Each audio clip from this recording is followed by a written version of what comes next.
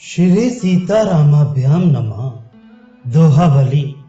Name से प्रेम बढ़ा है, बाहरी ग्रंथि बंधन की अपेक्षा विश्वास बढ़ा है, योग से क्षेम बढ़ा है, स्वामी की अपेक्षा श्रेष्ठ सेवक बढ़ा है और नियमों से प्रेम बढ़ा है। किस किस का परित्याग कर देना चाहिए? यदि सब बात सुनने में आए कि अपना शिष्य, मित्र, नौकर, मंत्री और सुंदरी स्त्री ये पांचों मुझको छोड़कर दूसरे के मन को प्रसन्न करने लगे हैं, तो पहले इसकी जांच करनी चाहिए और जांच करने पर यदि बात सत्य निकले तो फिर इन्हें छोड़ देना चाहिए। सब वस्तुओं को रस बिगड़ने से पहले ही छोड़ देना चाहिए। नगर, स्त्री, भोजन, मंत्री, सेवक, मित्र और घर, इनकी सरसता नष्ट होने से पहले ही इन्हें छोड़ देने में शोभा और आनंद है। नीरस होने पर इनका त्याग करने में तो शोक और अशांति ही होती है। मन के चार कंटक हैं, स्त्री, पुत्र, सेवक और मित्र, जो अपनी रुचि के अनुसार कार्य करने में ही संतुष्ट होते हैं, अपनी रुचि के प्रतिकूल किसी की बात नहीं सुनते और मनमानी करके आप ही काम बिगाड़ लेते हैं तथा फिर रूठ भी जाते हैं। तब ये चारों मन को कांटे के समान चुभने लगते हैं। कौन निरादर पाते हैं?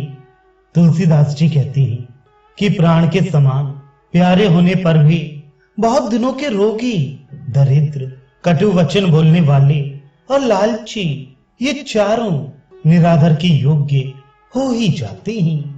पांच दुखदाई होते हैं।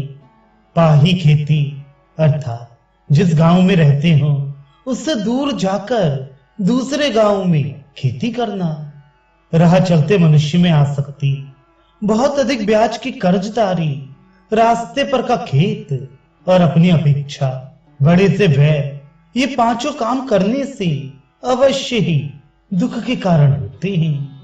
समर्थ पापी से वैर करना उचित नहीं। जिस तरह लोहा चाव से दौड़कर चुंबक के लग जाता है, उसी तरह नीच मनुष्य कपट भरी नम्रता प्रदर्शित कर खींच लेता है। इसी प्रकार समर्थ पापी से वैर करने को खरीदी हुई मौत समझो। शोचनीय कौन है? वह ग्रस्त शोचनीय है जो मोहवश शास्त्रोक्त कर्म मार्ग का त्याग कर देता है, और वह सन्यासी शोचनीय है जो संसार में आसक्त और ज्ञान वैराग्य से हीन है, परमार्थ से विमुख ही अंधा है।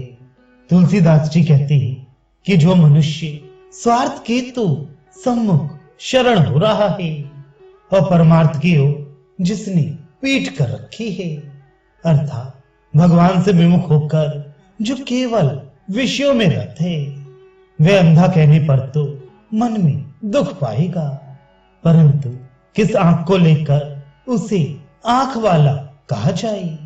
अर्थात आंख हुए बिना उसे आंख वाला कहें भी कैसे? हृदय में विवेक रूपी असली आंख होती तो वह भगवान के सम्मुख होने में ही अपना कल्याण देखता और भयंकर विषयों का मोह छोड़ देता। मनुष्य आंख होते हुए भी मृत्यु को नहीं देखते। बिना आंख वाली जूती पैर को देखकर पहचान लेती है, किंतु इन नर नारियों के चार चार आंखें, दो बाहर की और मन बुद्धि रूप दो भीतर की होने पर भी इन्हें मौत और माया नहीं सूझती। मूढ़ उपदेश नहीं सुनते। यदि मूर्ख मनुष्य संसार में उपदेश के योग्य होते तो परम चतुर भगवान श्री कृष्ण दुर्योधन को क्यों ना समझा सके?